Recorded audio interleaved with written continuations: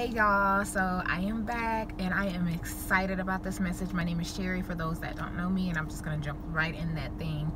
So this message is going to be called Powertrip 101. So today I was speaking with a coworker and I was going over some things that I've learned over the years in my Christian walk, and one of those things was love and respect. This class that I went to, Dr. Emerson teaches on it. However, it was a video teaching that I went to a local church that was in Mansville, Texas at the time through one of my friends inviting me.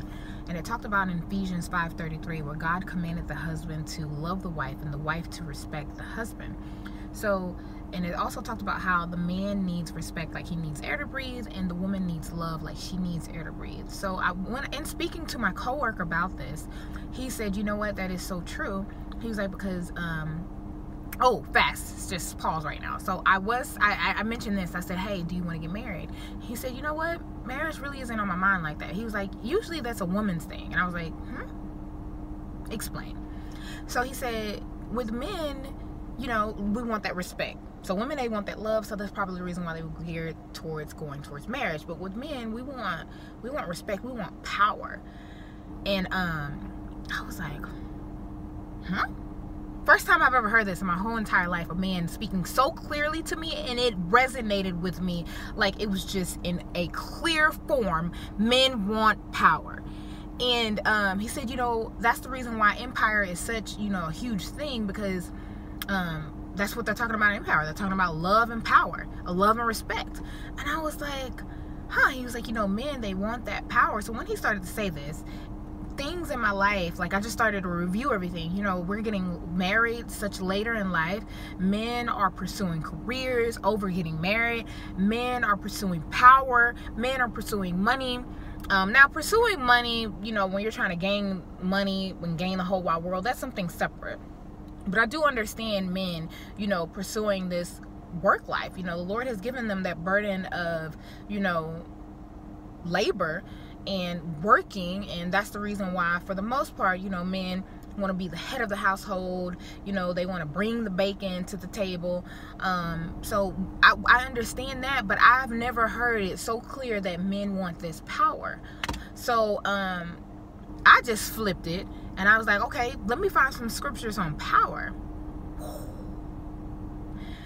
The Lord started to speak to me so clearly about power. It's like that whole conversation took place for me to understand that we need God's power. Men and women both. We need God's power on this earth today, in us, working around us. So there's a scripture that is, I believe it's Paul speaking to Timothy, or Timothy writing, it's something like that, but it's in Timothy, 2 Timothy, and it says that God has not given us a spirit of fear, but a spirit of power and love and a sound mind. He has given us a spirit of power. So I want to ask you, what giant do you have in your life that has you trembling? When David knocked that giant out, do you know that they were taunting the Israelites for quite some time?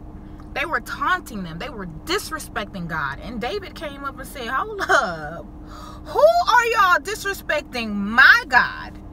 And he knocked them out with a rock. It was the power of God that was in him. Like, no, you can't do that. Not here on this ground. God gave us this land. This is ours. And you're not going to disrespect God here on this earth while I'm around. Y'all, when are we going to wake up in our jobs? When are we going to wake up in our households? The enemy cannot have our household. He can't have our schools where our kids are going. He can't have our land. Y'all, we have to be grounded in this word. We cannot forfeit the power due to choosing pleasure, because that's what will happen. We have to choose purpose over pleasure, because if not, we will forfeit that power that comes with our purpose. We cannot choose death, which is anything that's contrary to God's life. Choosing sin. We cannot choose anything that is related to death, because when we do that, we forfeit God's power. His will, we have to choose his will. It says, it's a scripture. I'm going to sing it to you because I was part of this ministry one time and they had this song. It is a scripture, and I'll put it down on the side. I have set before you life and death, blessing and curse. Therefore choose life, that you and your seed may live in loving Jehovah our God. So it's telling you, love Jehovah our God. He has set before us life and death. He has set before us blessing and curse. We have to choose. If we choose curse, if we choose those things that's contradicting or opposite of God's will, what will happen is we forfeit the power. We forfeit that power. We forfeit God's will. We forfeit God's covering. You guys, we do that. We forfeit. And we don't want to forfeit. We want God's will. We want his blessing. We want his covering. We want everything that's associated with God. We can't just choose his blessing and not choose the things that's going to cause us to surrender these things to him. We have to surrender our will. Not my will, but your will be done. You guys, we got to have that power, wonder working power.